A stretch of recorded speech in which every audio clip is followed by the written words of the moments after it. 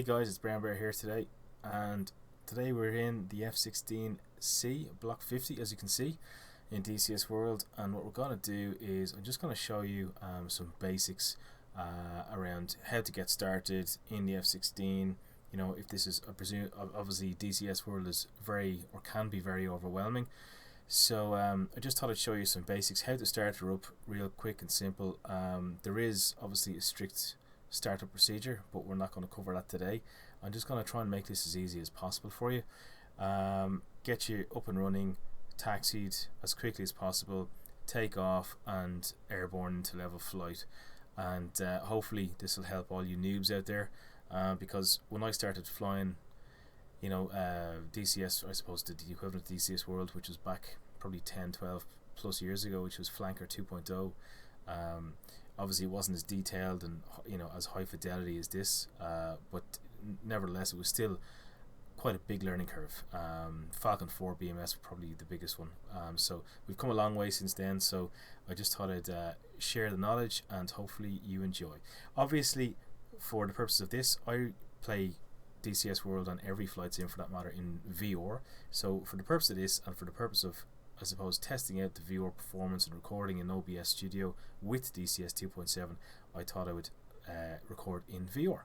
So excuse the weird aspect ratio. That is just something we have to put up with in VR when recording. And sure, here we go. So right over on the left hand side, so as my voice gets lower or higher, you can obviously, you know what's going on. I'm just turning my head. But so over here on the left hand side, we want to flick this battery switch here. Right click our battery switch once, then left click on the JFS, on the start switch, the JFS 2. You'll hear it spooling up. So we want to keep an eye on this gauge right here, RPM.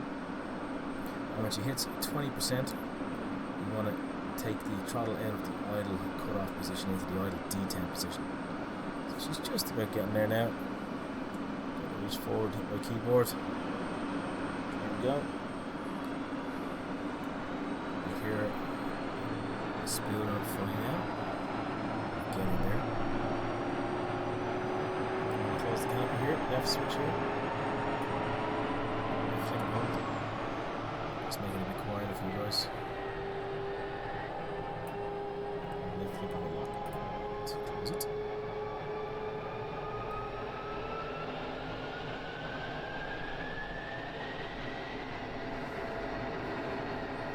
Okay, so she's fully spooled up there by 64%. We're going to right click the battery switch again. Bring it into main power.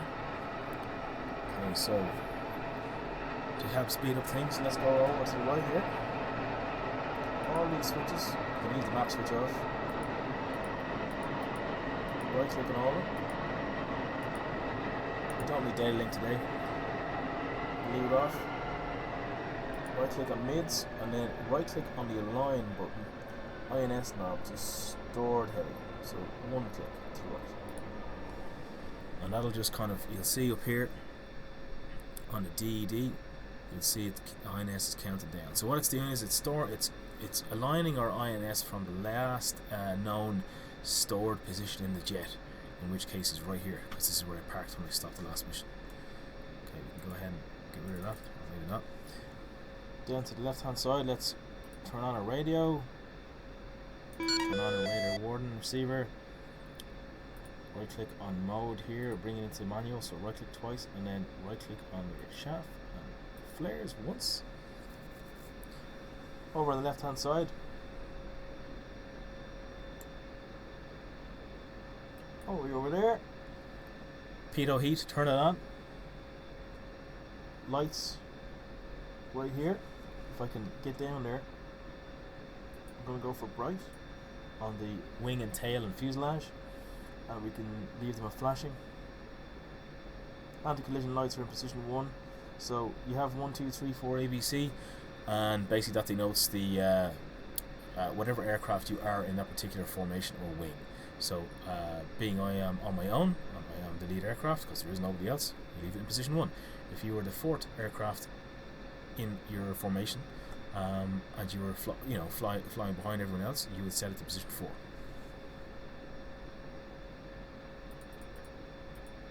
And then the master light switch, you can see it has off, all, AC, formation and normal.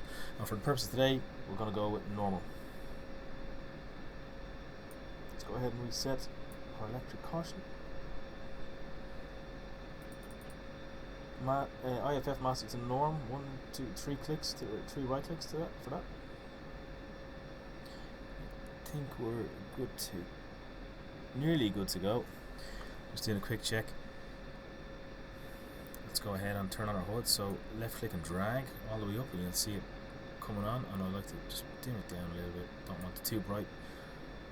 Over here on the right hand side on the DED, we'll see INS is flashing ready or DY. So we can go ahead, and we know that because it says 0.24 of 10.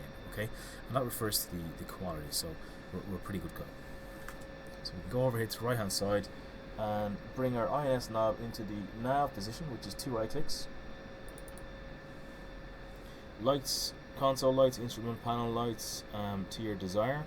I like to go ahead and see these tapes here, right here on the left and right of the HUD. I like to disable those, and I just like these the actual values to show. So what we do here is on this knob here, HUD scale switch, left click once to disable them, and there you go. Okay, let's see, radar altimeter, right click twice to bring it on. Flight control radar, let's turn that on as well, right click once, and let's uncage our standby attitude indicator, or SAI, just adjust it there.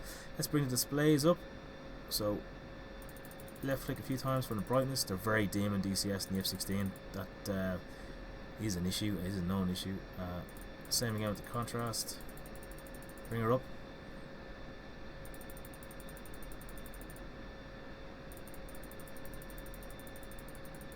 I'm a bit high in the seat, so seat positions over here. Left click and hold to lower, right click and hold to higher.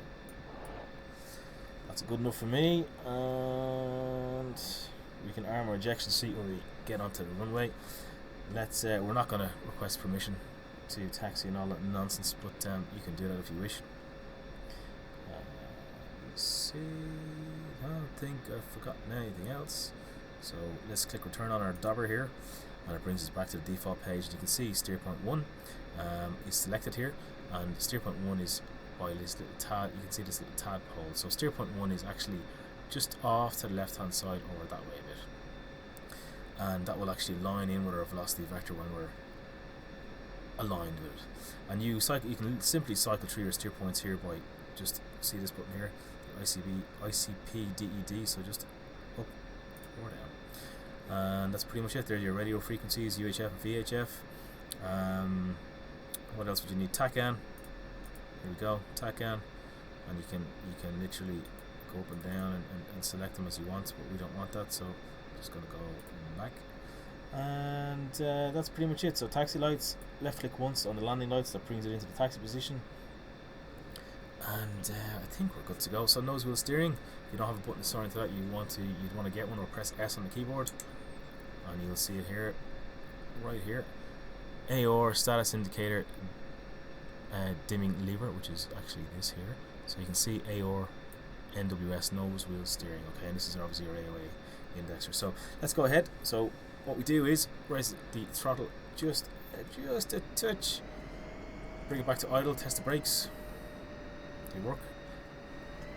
Check to the right, check to the left. That is your nose wheel I'm talking about. And let's not worry about sticking to the lines too much here.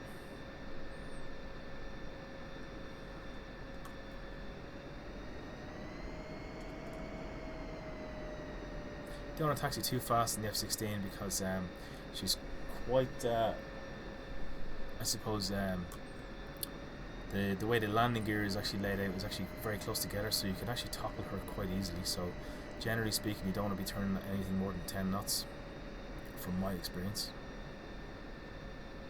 And the same goes for takeoff and landing.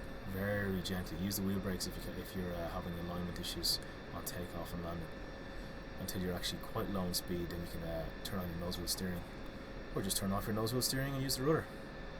but even at that, at high speed on the runway, she is very sensitive. Okay, so we're on the runway now. Let's turn on our runway lights, or landing lights. Right click twice to bring them into the position. Left click on the ejection handle and arm them. Generally speaking, you want to be lined up here on the runway center line, so let's go ahead and do that. Here we are, right here. Hit the brakes. I'm off a bit because that's my own fault. That's my axis on my rudder wheel brakes or toe brakes. I don't have them set up properly, so that's my own doing. But I'll correct that. Don't worry. So one final check. Sweep the cockpit. We are good to go. Right down here, very, very important. We don't have any warning or caution lights. That means you're good to go. Right. So what you want to do is increase throttle, keep the brakes on to 90%. Once you maintain 90%, you're good to go. So we're going to do full burner and unrestricted climb. So here we go. Full burner. Disable nose wheel steering. Steer with your rudder. Picture up there. We're actually clean today. So gear up. Stay on the runway heading just for a moment. Bring her up to around 400 knots, 450 knots. We'll do 450. And up we go.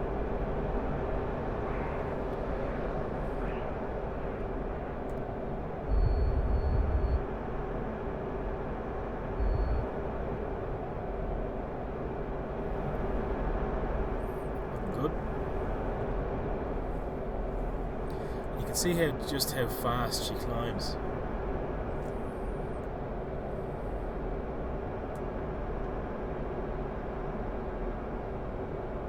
So we're already at 20,000 feet. Let's roll over onto the left. Get aligned with our steer point here.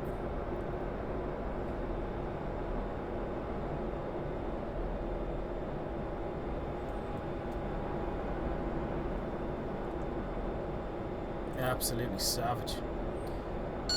Okay, 28,000 feet.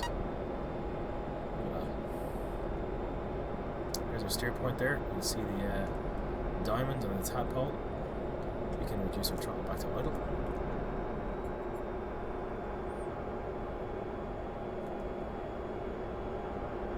Here we go.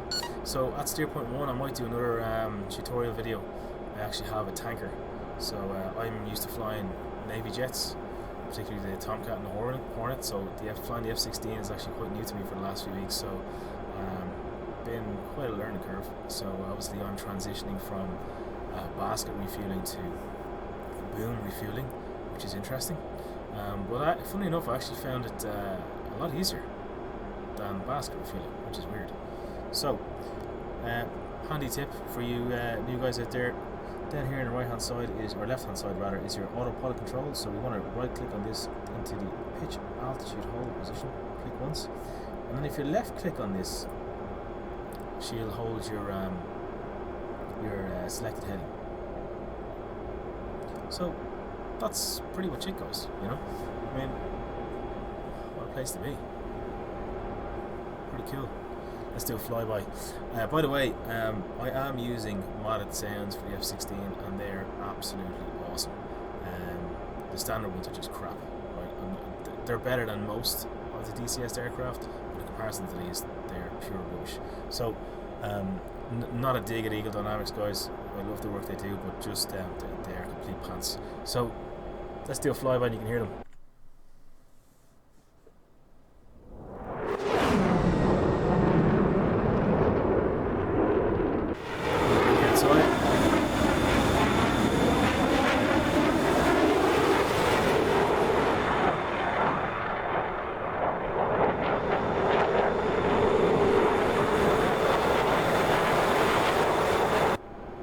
So as you can hear, they're class. Go and download it. I'll leave a link in the description. Listen, if you haven't subscribed, hit the button right now. Like the video. Help me out big time.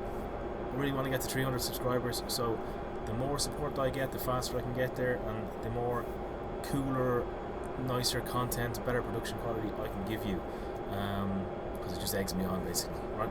So listen, thanks for watching, guys. I hope it helped, and if it didn't, tell me why it didn't, and I'll you know, try and rectify in the next video. But take care, all the best. Good